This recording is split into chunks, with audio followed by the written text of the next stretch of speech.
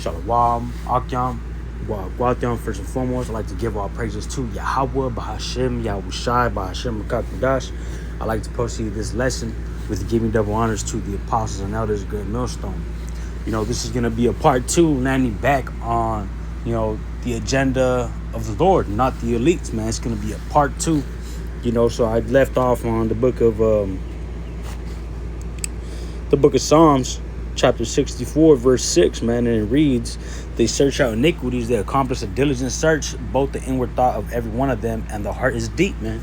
Going into Esau Edom's technologies, he's always going into, trying to see the atoms and stuff, going down into molecular levels, man. He does a diligent search, man. I'm going to continue playing this video that I had on the part 1, man. It's a pretty good video. I'm going to go ahead and like the World Health Organization for a global killer that has yet to emerge. First printing, February 1997. The book is real. You can find it, you can read it, and these are not some far-fetched interpretations. Now, I would like to believe they're not right about everything, but we'll see. What we're going to focus on instead are the most important predictions that haven't happened yet, because we already know what took place. What's far more interesting is what this book says might still be coming. So let's start. I want to now share with you some of the insights that these guys had way back in the mid-90s. Again, this is a well-connected think tank in D.C. They are funded and engaged with the wealthy corporations, the ruling. And as you can see here, man, these are big companies, man. Right here it says AT&T. I don't know if you can see them. But these these governments are, they're ran ultimately by the elites, man. They're the ones making all these moves, man. Doing all these research and putting it out on the public, but not in the main side of line, man. But we're hearing it here. We're hearing it through the way of predictive programming. The movies, little news outlets. Any way these devils can show you, man, they'll show you, man. It's their karmic retribution. They gotta show you so karma doesn't go back on them, man. So it doesn't go back on them. So the blood's not on their hands. Class, the National Security Agency. And in 1997, they published this book, creatively titled 2025. And check this out. In the acknowledgments we read, our first thank you is to the sponsors, the people, and the organizations who made possible the original Project 2025. And if you notice, it says our first thank you is to the sponsors, the people, and organizations who made possible the original Project 2025, man. And these people are the elites, man. The Rothschilds, the DuPonts, the Gettys, all these rich family, these rich banking Look at families. the back in 1997. Currency, You can find it. nano. That these guys had, they call it? It was acknowledgments we read. Our first thank you out. In the acknowledgments we read, our first thank you is to the sponsors, the people, and the organizations who made possible the original Project 2025 from which this book was created. What did they call it? It was called Project 2025? This book was published in 1997. The project itself was led by futurist James Canton, an advisor in technology, national security, and economic forecasting. But what really raises eyebrows is the acknowledgments section in the book, because the authors openly thank the organizations that helped fund the original research behind it. Large corporations, technology companies, defense contractors, policy institutions. The kind of organizations that don't just observe trends, but often influence the direction of technology and policy. So the question becomes, were these simply educated guesses? Or were they looking at plans already being discussed behind closed doors? Either way, let's take a look at what they predicted. 10 things to expect if this Project 2025 from the mid-90s turns out to be correct about the remaining items that have not yet transpired. And before I list them, I want to remind us, these are not just, throwing a bunch of stuff at the wall and see what sticks. I mean, it's like 90% track record here. And they may not be right about all these either. Salaki, again, had to throw it in there, man. I'm not making no money off this. This is a fair use for educational purposes only. Fair use for educational purposes only. All right, going on now. But here we go. Now brace yourselves. Because if what you're about to hear ever becomes reality, things could get very ugly. Let's hope they got this part wrong. But listen to this. They said we will have World War III, a nuclear device causing widespread contamination, additional epidemics, cyber attacks, or in their world, computer-based socially significant crime, such as tampering with air traffic control or national security systems, a global currency, mass starvation. Now that, in and of itself, that's... You know, and these things are going to happen, man. You know, World War III is biblical prophecy, man.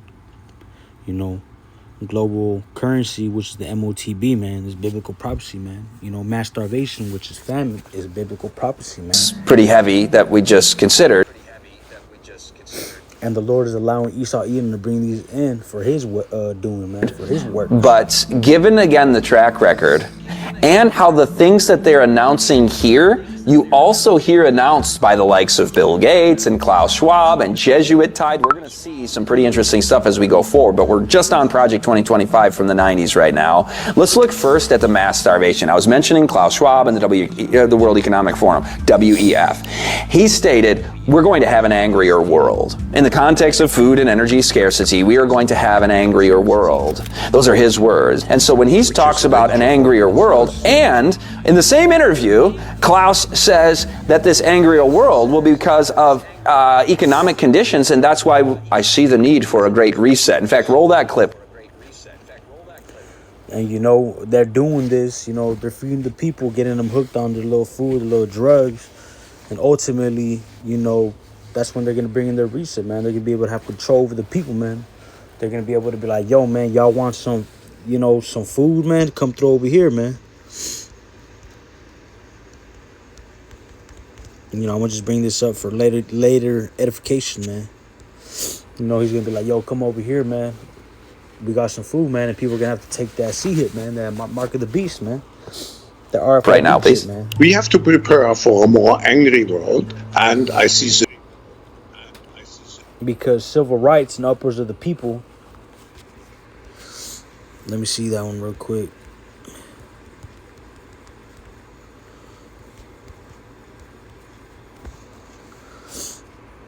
This is the book of 2 Ezra, chapter 9, verse 1. He answered me then and said, measure thou the time diligently in itself, and when thou seest part of the signs past, which I have told thee before, then shalt thou understand that it is the very same time when the highest will begin to visit the world which he made. Verse 3, therefore, when there shall be seen earthquakes and uppers of the people in the world, the point right here, verse 4, then shalt thou well understand that the Most High, Yahweh, spake of those things from the days that were before thee, even from the beginning. You know, this all is preordained through the Lord Yahweh. The need for action, I see the need for a great reset. When you start looking around today, some of these ideas don't feel as far away as they once did. Conversations about global crisis, food shortages, cyber warfare, they're no longer just theory. The World Economic Forum often discusses scenarios involving systemic shocks, digital infrastructure attacks, and the need for a reset of the global system.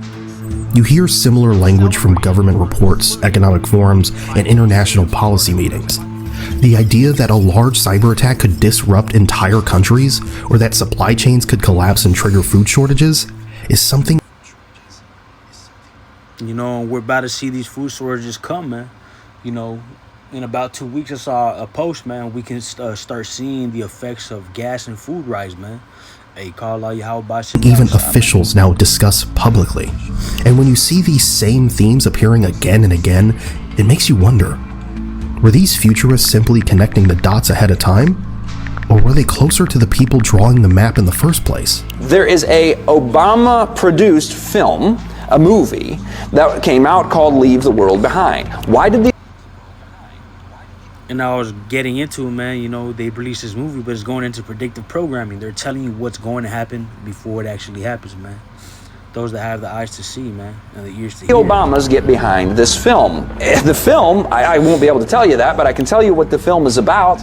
It's about an apocalyptic scenario after the grid fails and there's a grid down crisis because of cyber attacks. And this comes out, again, right before 2025. And then you go back to 2014 with the release of a video game, which also has scripts like movies do. And this Black Ops 2, major prominent video game, the script writers for it were consulting with that the Wall Street Journal calls the premier futurist in the national security space. So the top Pentagon futurist was consulted for the script on this video game. And what is the script for the video game? Well, the predictive programming, man, you know, and the shit that storyline that causes World War III, man. I think they put it on the game, if I'm not mistaken, you know, but some to that effect that China and Russia with with oils and minerals is happening, man. You know, they predictive programming, man. They got to tell you what's gonna happen before. Object of the game is to prevent a cyber attack in the context of a new Cold War with China. And guess what year this video game is set? Again, this came out in 2014, and the video game is set in 2025. So we're starting to see kind of a pattern here, are we not? But isn't it a little strange, that film produced by the Obamas? I mean, why that topic? And why now? And why do we keep hearing about these kinds of scenarios more and more often? Every now and then, authorities even suggest that people keep some emergency cash at home, enough for about 72 hours, just in case ATMs or payment. You know, they shall cash their gold and silver in the streets, man. You know, because it's not going to be worth anything, man. Let me get down real quick.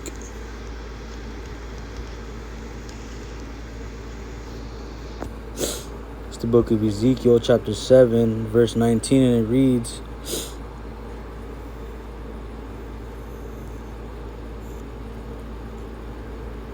let's go in the KJV, man. Ezekiel chapter 7 verse 18, and it reads, they shall also, no, Salaki, let's see, verse 19, Ezekiel 7:19, they shall cast their silver in the streets, and their gold shall be removed, their silver and their gold shall not be able to deliver them in the day of the wrath of the heavenly Father. You know, they shall not satisfy their souls, neither fill their bowels, because it is the stumbling block of their iniquity, man. You know, this the day of the wrath of Yahweh Shem Yahushua, man. They shall cast their silver in the streets, and gold shall not be removed, man. It's not going to be worth anything, man. You know, these people don't know, man. 2 Ezra 9:4, then shalt thou well understand that the Most High spake of those things from the days that were before thee, even from the beginning, man. You know, and we're seeing all these things come to pass, man. System suddenly stopped working. So you start. Hasn't happened yet, but we're about to see people. I feel it when the grid falls down, man. You ain't gonna be able to use your money in your bank, no cash. Probably some places, but not to wonder, man. What's really going on here? Maybe it's all just coincidence. I don't know. We look at World War III, and we look at their predictions that a nuclear device. You know, before we go into that, man, Isaiah chapter 31, verse 1, woe to them that go down to Egypt and for help and stay on horses and trust in chariots, because they are many, and in horsemen because they are very strong, but they look not unto the Holy One of Israel, neither seek the Lord Yahweh Ba'ashem Yahushua, man. Woe to y'all motherfuckers that get desperate and want to go get help from Esau, man. Go take that C-hit, that MOTB. You know, hey, that's going to be the end of you, man. You know, there's no repentance after taking it, man. Causing widespread contamination will take place. This might sound outlandish, but keep in mind that since 1945, with the invention and using of the first atomic bomb, there have been, in Cold War history, 16 near-miss nuclear events. And historians and national security experts estimate that about 1%, you have about a 1% chance in any given year of having a nuclear exchange. A 1% chance, then over a 100-year period of time, you'd expect it once. If you get halfway through that, you feel like, we're living on borrowed time. Well, we're like 80% of the way through a 100-year period of time since 1945. So it's hard to expect the unexpected. It's hard to foresee that which our normalcy bias doesn't allow us to see as potentials. You know, we lose imagination because we see only the thing immediately in front of us. But this is something that the Project 2025 futurists are saying to expect. And again, we see war, epidemics, starvation. Let's do it in the proper order from the Bible again. War, starvation, epidemics. Those are 3 of the 6 that are up there from that pale horse. You know, and they're getting this straight out the Bible, man. Straight out of the game plan, man. Straight out the book. Back in 1997. You know, group of futurists funded by a Washington, D.C. think tank.